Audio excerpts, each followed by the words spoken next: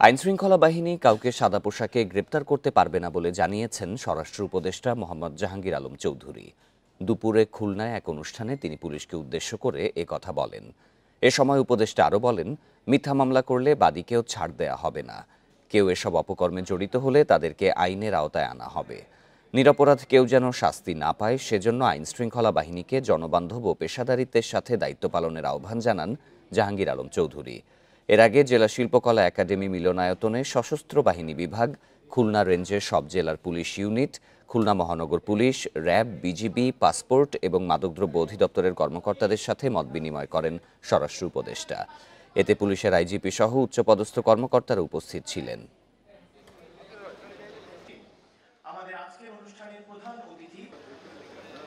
Civil ড্রেসে কাউকে arrest করা চলবে না।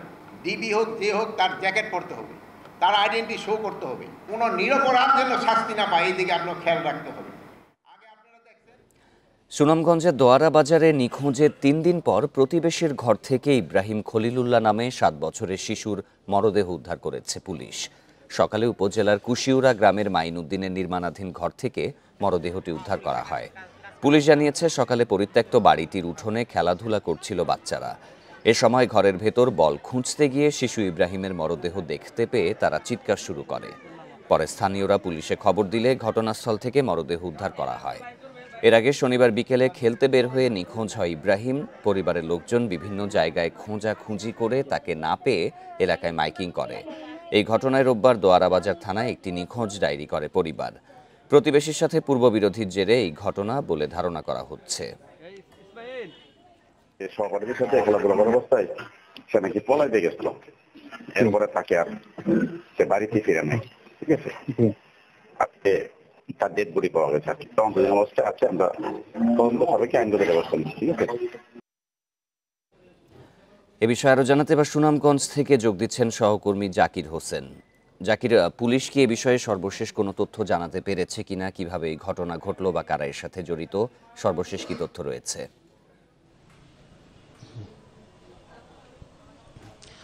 দেখুন, পুলিশ এখনও সুনির্দিষ্টভাবে কোনো কিছু আমাদেরকে জানায়নি। তবে আমি কিছুক্ষণ আগে কথা বলেছিলাম দোয়ারাবাজার থানার ভারপ্রাপ্ত কর্মকর্তা জাহিদুল হকের সাথে। তিনি আমাকে জানিয়েছেন যে শিশুটির যে মরদেহ পাওয়া গেছে তার কানের লতি এবং গলায় কিছুটা আঘাতের চিহ্ন পাওয়া গেছে। যেমনটা অভিযোগ করেছিলেন এই শিশু ইব্রাহিম খলিলুল্লাহর পিতা মাতা, যে হয়তোবা তাকে হত্যা করেই এই পার্শ্ববর্তী তাদের যে পার্শ্ববর্তী বাড়ি জাকির, আপনি নিশ্চয়ই আরও তথ্য সংগ্রহ করতে থাকুন। বাংলাদেশ ও ভারতের মধ্যে পররাষ্ট্র সচিব পর্যায়ের বৈঠক শেষে পররাষ্ট্র মন্ত্রণালয়ে ব্রিফিং চলছে, সরাসরি যাব সেখানে। On the entire gamut of issues in the extremely important bilateral relationship between India and Bangladesh. Since the political changes in Bangladesh in August this year, there has, of course, been contact between our leaderships. The Prime Minister was the first world leader to greet the Chief Advisor on his assumption of office. The two of them had a very cordial telephone conversation thereafter, and the Chief Advisor also accepted the Prime Minister's invitation to speak at the third Voice of the Global South summit that was held in August this year. Since then, the External Affairs Minister and the Foreign Affairs Advisor have also been in touch. They met each other on the sidelines of the UN General Assembly in New York in September this year.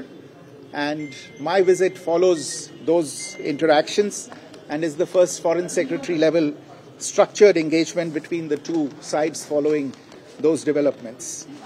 Today's discussions have given both of us the opportunity to take stock of our relations, and I appreciate the opportunity today to have had a frank, candid and constructive exchange of views with all my interlocutors.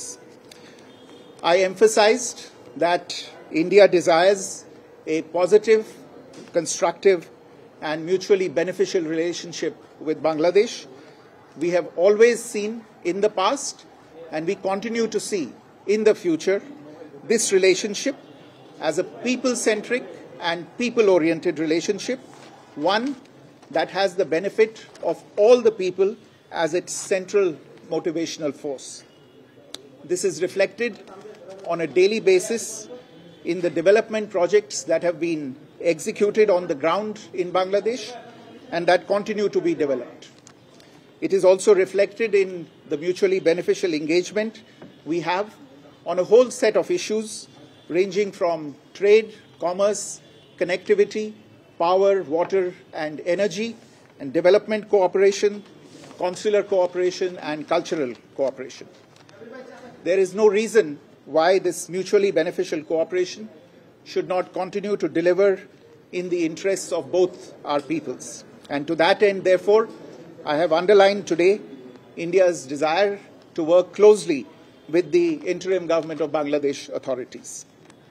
At the same time, we also had the opportunity to discuss certain recent developments and issues, and I conveyed our concerns, including those related to the safety and welfare of minorities.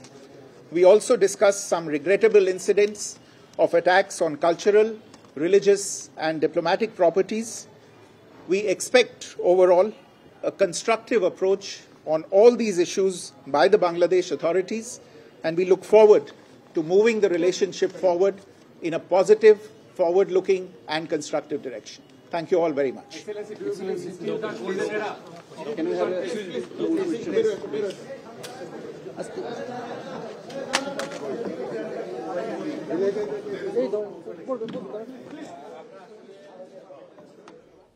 পররাষ্ট্র মন্ত্রণালয়ে briefing চলছিল, দেখছিলেন অংশবিশেষ।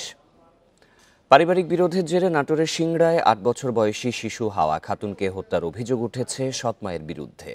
সকালে উপজেলার দিঘল গ্রামে এই ঘটনা ঘটে। সিংড়া থানার ওসি আসমাউল হক জানান, নাটোর সদর উপজেলার গোকুলনগর গ্রামের হাফিজুল ইসলাম দিনমজুর। কাজের জন্য তিনি তার মেয়ে হাওয়া খাতুন ও দ্বিতীয় স্ত্রী নূপুর বেগমকে নিয়ে দিঘল গ্রামের নজরুল ইসলামের পুকুর পাহারা দেওয়ার কাজ করতেন। সকালে স্বামী স্ত্রীর মধ্যে ঝগড়া হয়। এক পর্যায়ে স্ত্রী নূপুর বেগম ধারালো অস্ত্র দিয়ে মাথায় কুপিয়ে শিশুটিকে হত্যা করে পুকুরে ফেলে দেয়। এ সময় শিশুটির বাবা বিষপানে আত্মহত্যার চেষ্টা করেন। স্থানীয়রা জানতে পেরে তাকে নাটোর সদর হাসপাতালে ভর্তি করে এবং শিশুটির মরদেহ উদ্ধার করে। এলাকাবাসী ওই নারীকে আটক করে পুলিশে দেয়। নাটোরের বাগাতিপাড়ায় রেল ব্রিজের নিচ থেকে অজ্ঞাত এক বৃদ্ধের মরদেহ উদ্ধার করেছে পুলিশ। সকালে উপজেলার ইয়াসিনপুর ব্রিজের নিচ থেকে মরদেহটি উদ্ধার করা হয়। পুলিশ জানায়, মরদেহটি পড়ে থাকতে দেখে তাদের খবর দেয় স্থানীয়রা। পুলিশ মরদেহ উদ্ধার করে। পরিচয় শনাক্তে কাজ করছে পুলিশ ও পিবিআই সদস্যরা। প্রাথমিকভাবে পুলিশের ধারণা, ব্রিজের ওপর থেকে বা কোনো ট্রেন থেকে পড়ে গিয়ে ওই বৃদ্ধের মৃত্যু হতে পারে।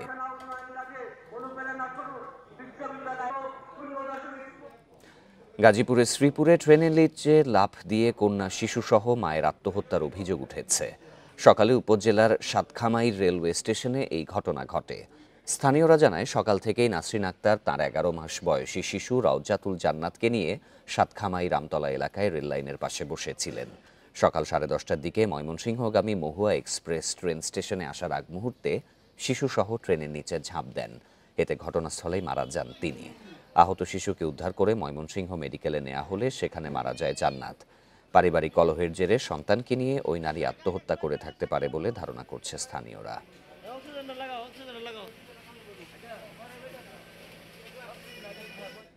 নরসিংদীর টেক্সটাইল ইঞ্জিনিয়ারিং কলেজকে বস্ত্র অধিদপ্তরের অধিভুক্তির দাবিতে ক্যাম্পাসে শাটডাউন ও ঢাকা সিলেট মহাসড়ক অবরোধ করে বিক্ষোভ করছে শিক্ষার্থীরা।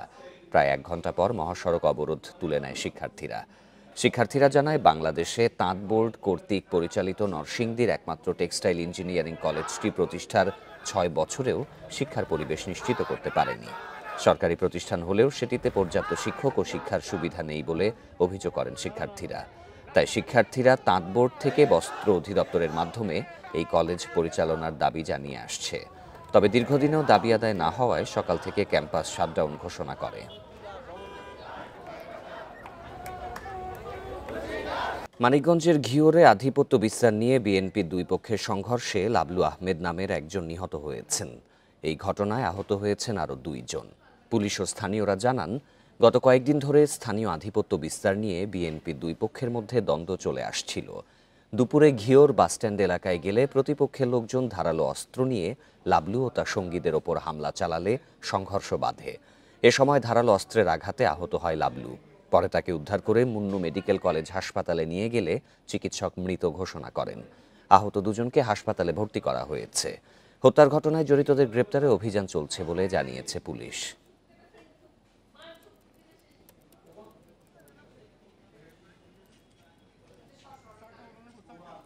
এ বিষয়ে আরও জানাতে মানিকগঞ্জ থেকে যোগ দিচ্ছেন সহকর্মী মঞ্জুর রহমান। মঞ্জুর, এই ঘটনা কারা ঘটিয়েছে, তাদের সন্ধানে পুলিশের অভিযান অব্যাহত আছে কি? সর্বশেষ পরিস্থিতি জানাবেন।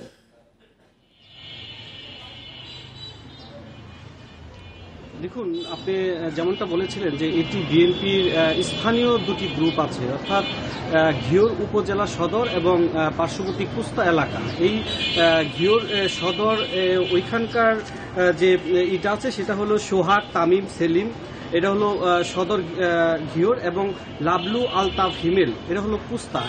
এই দুইটি গ্রুপের মধ্যে কিন্তু দীর্ঘদিন ধরেই এই একটি আভ্যন্তরীণ দ্বন্দ্ব তাদের সাথে লেগে আসছিলেন। আমি যেটা জানতে পেরেছি সেখানকার বালুমহাল এবং ঘিওর ঘাট এগুলো কাদের দখলে রাখবে সেই বিষয়টা নিয়েই মূলত তাদের মধ্যে একটি দ্বন্দ্ব চলে আসছিল। আমি সর্বশেষ যেটা জানতে পেরেছি যেটা হলো এই যে লাবলুর ভাতিজা আলতাফ হোসেন, সে ওই স্থানীয় একটি স্বাস্থ্য কমপ্লেক্সে ভর্তি ছিলেন। তো লাবলু আজকে দুপুরে তাকে দেখতে আসার পথে রাস্তার মধ্যে যে সোহাগ, তামিম, সেলিম এরা তার উপরে ধারালো অস্ত্র নিয়ে হামলা করে এবং সেই হামলায় লাবলু গুরুতর আহত হন এবং লাবলুর সাথেও আরও যারা সহযোগী ছিলেন তারাও কিন্তু আহত হয়েছেন। পাশাপাশি যারা হামলা করেছেন তারাও কিন্তু আহত হয়েছেন।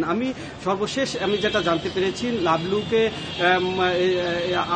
ঘটনার পর মুন্নু মেডিকেল কলেজ হাসপাতালে আনার পর কর্তব্যরত চিকিৎসক তাকে মৃত ঘোষণা করেন এবং তার সঙ্গে যে আলতাফ, হিমেল আছেন তাদেরকে মানিকগঞ্জ মেডিকেল কলেজ হাসপাতালে ভর্তি করা হয়েছে। অপর দিকে সোহাগ, তামিম, সেলিম এরাও কিন্তু কম বেশি আহত হয়েছেন। তাদেরকেও কিন্তু স্থানীয় স্বাস্থ্য কমপ্লেক্স সহ মানিকগঞ্জে ভর্তি করা হয়েছে এবং আমরা যেটা জানতে পেরেছি একজনকে ঢাকা মেডিকেলে পাঠানো হয়েছে। আরেকটি সূত্র আমাদেরকে যেটা জানিয়েছেন যে সোহাগ, তামিম, সেলিম এই তিনজন ঘিওর উপজেলা যে স্বাস্থ্য কমপ্লেক্স আছে সেখানে চিকিৎসাধীন আছেন এবং তারা পুলিশ হেফাজতে আছেন। তবে পুলিশ কিন্তু এই বিষয়টি আমাদেরকে ওইভাবে এখনো কেউ আটক আছে কিনা বা গ্রেপ্তার আছে কিনা সেটি কিন্তু তারা আমাদেরকে নিশ্চিত করে নাই। তিনি যেটা আমাকে ঘিওর থানার যে ভারপ্রাপ্ত কর্মকর্তা আশিস কুমার, তিনি আমাকে যেটা জানিয়েছেন যে দীর্ঘদিন ধরেই তাদের মধ্যে এই একটি দ্বন্দ্ব চলে আসছিল এবং সেই দ্বন্দ্বের জেরেই আজকে এই ঘটনা। তারা চেষ্টা করছেন তদন্ত সাপেক্ষে এই ঘটনার সাথে প্রকৃত যারা জড়িত তাদেরকে গ্রেপ্তারের। মানিকগঞ্জ থেকে জানাচ্ছিলেন সহকর্মী মঞ্জুর রহমান। ঝিনাইদহের শৈলকুপায় আধিপত্য নিয়ে দুপক্ষের সংঘর্ষে আহত কৃষক বাদশা মোল্লা চিকিৎসাধীন অবস্থায় মারা গেছেন। তার মৃত্যুর খবরে সকালে প্রতিপক্ষের বাড়িঘরে হামলার ঘটনা ঘটেছে। পুলিশ জানায় পূর্ববিরোধের জেরে শুক্রবার দিঘল গ্রামের মোক্তার মোল্লার সমর্থকদের সাথে মাহতাব মোল্লার সমর্থকদের সংঘর্ষ বাধে। এ সময় মোক্তার মোল্লার সমর্থক বাদশা মোল্লা গুরুতর আহত হন।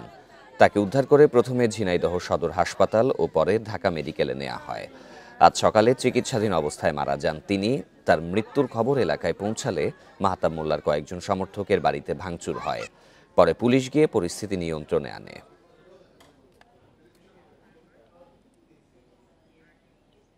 শুরু হয়েছে আমন ধান কাটা ও মাড়াই উৎসব। পাকা ধান ঘরে তুলতে ব্যস্ত কৃষকরা। তবে অনেক জায়গায় বন্যা ও পোকার আক্রমণে লক্ষ্যমাত্রা অর্জিত না হওয়ার শঙ্কা দেখা দিয়েছে। কৃষি বিভাগের সহযোগিতা না পাওয়ার অভিযোগ কৃষকদের। পাকা ধানের সোনালি শীষে ভরে আছে ফসলের মাঠ। ধান কাটা মাড়াই উৎসবে ব্যস্ত কৃষকরা। ফলনও পাচ্ছে ভালো, তবে বাজারে ধানের দাম নিয়ে খুশি নয় কৃষক। লক্ষ্মীপুরে চাষাবাদে দ্বিগুণ খরচ হলেও বাজারে ন্যায্য মূল্য পাচ্ছেন না চাষিরা। সার কীটনাশকের দাম বেশি হয়, প্রতিমন ধানে খরচ হয় 1500 থেকে 1600 টাকা, কিন্তু বাজারে বিক্রি হচ্ছে 1100 থেকে 1200 টাকায়। ওষুধের দাম বেশি, আমরা কি করবো? হত্যাল্লাও বনে না, ওষুধের দাম কমা দিলে অবশ্য কিছু আমাদের ছাড় হইতো। আমরা তো জ্বালা 2-3 করে ফালাইছি, বইয়েছি, মানে জ্বালাগুলো নষ্ট হয়ে গেছে। নাটোরেও ধানের ফলন ভালো, তবে পোকার আক্রমণে লোকসানের শঙ্কা কৃষকদের। কীটনাশক প্রয়োগেও মেলেনি ফল, এজন্য কৃষি কর্মকর্তাদের দায়ী করছেন চাষিরা। যেটা 1200 এখন যাচ্ছে, এটা 1400, আর চিকনটা হচ্ছে যে 1400 যাচ্ছে, এটা হচ্ছে আমরা 1600 দাবি করছি। এটা যদি হয় তাহলে হচ্ছে আমার পোষাবে। আমাদের এখানে কোনো কৃষি কর্মকর্তা আসে না, ওষুধ কোম্পানির লোকেরা এসে ওনারা পরামর্শ দেয়, ওনারা পরামর্শে আমরা ওষুধ ব্যবহার করি।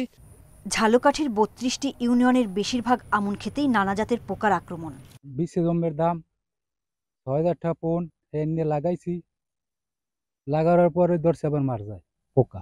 কৃষি বিভাগ জানিয়েছে কীটনাশক ব্যবহার রোগবালাই প্রতিরোধে সবসময় মাঠ পর্যায়ে পরামর্শ দেয়া হচ্ছে। উপজেলা এবং জেলা পর্যায়ের কর্মকর্তাগণ এমনকি মাঠ পর্যায়ের উপসহকারী কৃষি কর্মকর্তাগণ নিয়মিত কিন্তু পরামর্শ প্রদান করে যাচ্ছে এবং আগাম সতর্কীকরণ হিসেবে আলোক ফাঁদের ব্যবস্থা করা হয়েছে।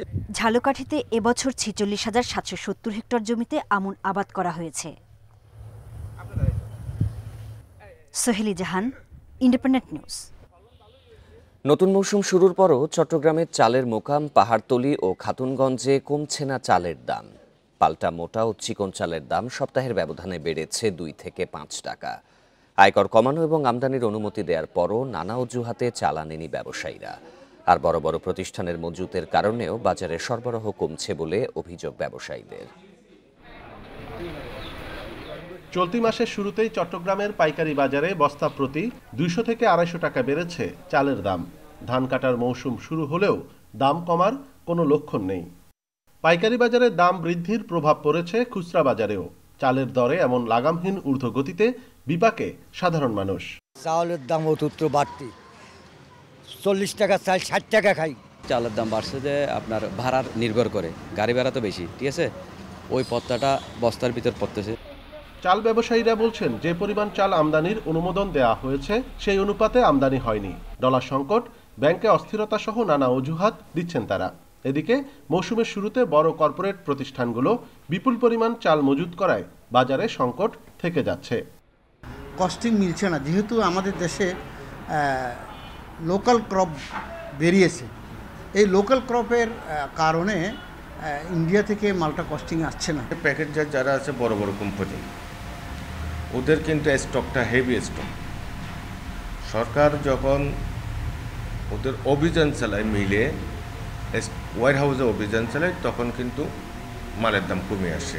আগে চালের আমদানিতে ১৫% শুল্কের পাশাপাশি ৫% রেগুলেটরি শুল্ক নির্ধারিত ছিল। বাজার নিয়ন্ত্রণে ২% অগ্রিম আয়কর রেখে সব শুল্ক প্রত্যাহার করে সরকার। Anupam Shil, independent news, Chittagong. Barishal Sher e Bangla medical college হাসপাতালের বার্ন ইউনিটের সেবা স্থবির হয়ে পড়েছে। দগ্ধ রোগীর চিকিৎসায় অভিজ্ঞ চিকিৎসক না থাকা এবং আগের চিকিৎসকদের অন্যত্র বদলি করায় তৈরি হয়েছে এই অবস্থা। ইউনিটটি সচল রাখলে ঢেলে সাজানোর দাবি রোগী ও তাদের স্বজনদের। ২০১৫ সালে বরিশাল শেরেবাংলা মেডিকেল কলেজ হাসপাতালে চালু করা হয় বার্ন ইউনিট। ২০২০ সালে চিকিৎসক সংকটে বন্ধ হয়ে যায় সেটি। ২০২১ সালে ঝালকাঠিতে লঞ্চে আগুনের ঘটনার পর ঢেলে সাজানো হয় এই ইউনিটটি। সম্প্রতি এই ইউনিটের ২ জন চিকিৎসকের পদোন্নতি দিয়ে বদলি করা হয়। এতে আবার স্থবির হয়ে পড়েছে চিকিৎসা ব্যবস্থা। চিকিৎসক সংকটের কারণে প্রয়োজনীয় সেবা পাচ্ছেন না রোগীরা। আগুনে পুড়ে গেছে, আমরা নিয়ে এসেছি, আমাদের ভর্তি করা হয়েছে শিশু সার্জারিতে। বার্ন ইউনিটের রোগী এখন রাখা হয়েছে শিশু সার্জারিতে। ডাক্তার না দিয়েই ডাক্তার এখান থেকে নিয়ে যাচ্ছে, তাহলে এই রোগীর কে চিকিৎসা দেবে? কে দেবে? দেখেন কত মানুষ, কত রোগী হাহাকার করতেছে চিকিৎসার অভাবে। বর্তমানে এই ইউনিটে চিকিৎসকের ৮টি ও কর্মচারীদের 10টি পদ শূন্য। প্রয়োজনীয় জনবল না পেলে সংকট দূর করা কঠিন বলছে হাসপাতাল কর্তৃপক্ষ। দক্ষিণাঞ্চলের জন্য যে ধরনের বার্ন ইউনিট বা যে পরিসরের বার্ন ইউনিট দরকার সেটা তো আমাদের নাই। তো আমরা তো অবশ্যই সবসময় চাই আমাদের বার্ন ইউনিটটা আরও সমৃদ্ধ হোক এবং সেটার জন্য আমাদের কার্যক্রম চলতেছে। একটা আলাদা বার্ন ভবন হওয়ার কথা, সে কার্যক্রম চলতেছে। বার্ন ইউনিটে এ পর্যন্ত ৭,০০০ অগ্নিদগ্ধ রোগী সেবা পেয়েছেন। সার্জারি হয়েছে ২,০০০-এর বেশি দগ্ধ রোগীর। Independent news. সেন্ট মার্টিন দ্বীপের পরিবেশ সংরক্ষণ এবং প্রাণী বৈচিত্র্য রক্ষায় সচেতন অভিযান চালিয়েছে জাতিসংঘ উন্নয়ন কর্মসূচি, ইউএনডিপি এবং প্রাণ আরএফএল গ্রুপ। সকালে দ্বীপের জেটি সংলগ্ন সৈকতে স্থানীয়দের সাথে নিয়ে প্লাস্টিক বর্জ্য ও আবর্জনা অপসারণ করা হয়। এতে স্থানীয়রা ছাড়াও পর্যটক এবং পর্যটন ব্যবসায়ীরা উপস্থিত ছিলেন। দ্বীপে প্রাণ আরএফএল গ্রুপের পক্ষ থেকে প্লাস্টিক রিসাইকেল সেন্টার খোলা হয়, যেখানে প্লাস্টিক বর্জ্য পুনর্ব্যবহারযোগ্য হিসেবে প্রস্তুত করার ব্যবস্থা করা হয়েছে। প্রতিষ্ঠানটির বিপণন পরিচালক কামরুজ্জামান কমল জানান, স্থানীয় পর্যটকদের প্লাস্টিক ব্যবহার সম্পর্কে সচেতন করা এবং দ্বীপের উন্নয়নে কাজ করতেই তাদের এই উদ্যোগ। পরে সেন্ট মার্টিনের পরিবেশ সংরক্ষণ ও টেকসই অর্থনীতি নিয়ে হয় আলোচনা সভা। এই বিষয়ে অ্যাওয়ারনেস বিল্ড আপ করার জন্য এখানে এসেছি। সো আমরা জাস্ট ইনিশিয়েটিভটা শুরু করলাম, সো ইট উইল কন্টিনিউ। আর সংরক্ষণের পাশাপাশি এখানে হচ্ছে যে পরিবেশটাকে কিভাবে ইমপ্রুভ করা যায়, সো সেই জন্য বর্জ্য কালেকশন এবং সেটার সেফ ডিসপোজালের জন্য আমরা কাজ করছি। 1971 সালের আজকের দিনে হানাদার মুক্ত হয় নেত্রকোনা ও শেরপুর জেলা। এই উপলক্ষে নানা কর্মসূচিতে পালিত হচ্ছে হানাদার মুক্ত দিবসটি। সকালে নেত্রকোনা জেলা মুক্তিযোদ্ধা সংসদ কমপ্লেক্স ভবনের সামনে থেকে একটি শোভাযাত্রা বের হয়। পরে জেলা প্রশাসক কার্যালয়ের সামনে প্রজন্ম শপথ স্মৃতিস্তম্ভে জেলা প্রশাসন, মুক্তিযোদ্ধা সংসদ, বিভিন্ন রাজনৈতিক, সামাজিক, সাংস্কৃতিক সংগঠন ও শিক্ষা প্রতিষ্ঠান ফুল দিয়ে শহীদদের প্রতি শ্রদ্ধা জানায়। একই দিনে হানাদার মুক্ত হয় শেরপুর। দিবসটি উপলক্ষে এবার তেমন কোনো বড় কর্মসূচি পালন করা হয়নি।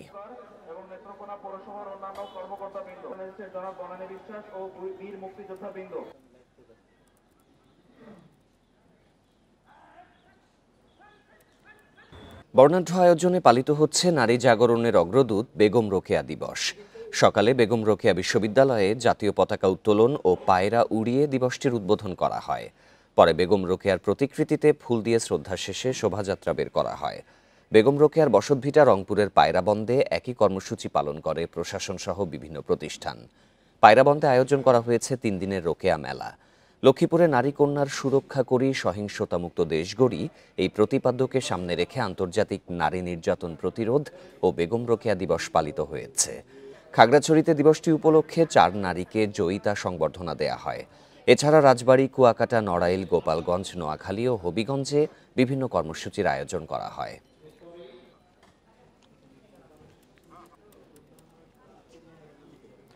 রংপুরের পায়রাবন্দে জরাজীর্ণ অবস্থায় পড়ে আছে বেগম রোকেয়ার বাড়িটি।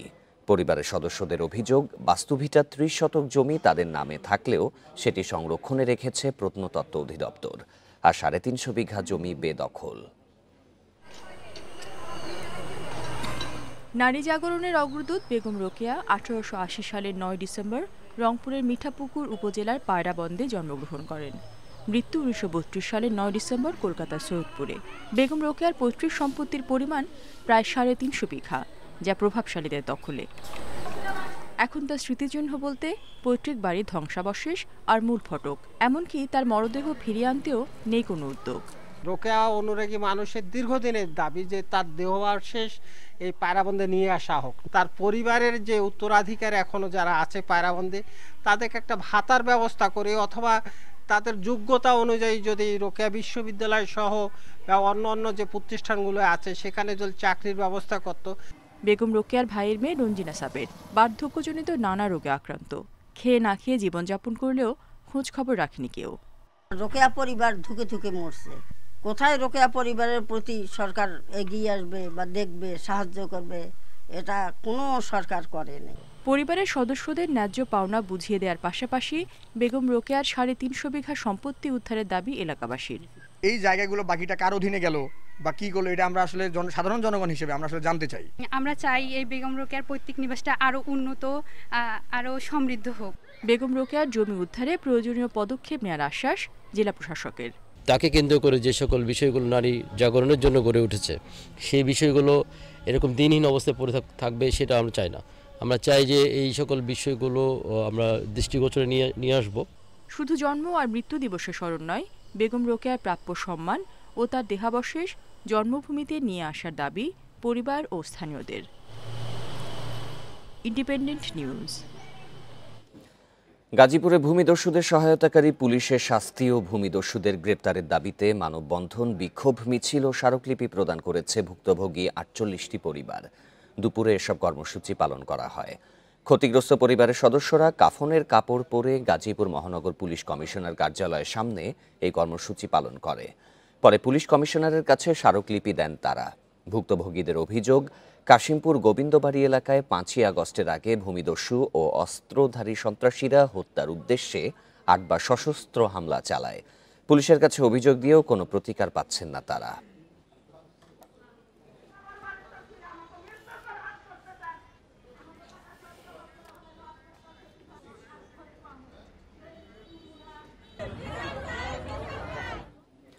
এই ছিল সমগ্র বাংলাদেশে সব খবরের বিস্তারিত জানতে চোখ রাখুন ফেসবুক, ইউটিউব এবং এক্সে। ধন্যবাদ সবাইকে।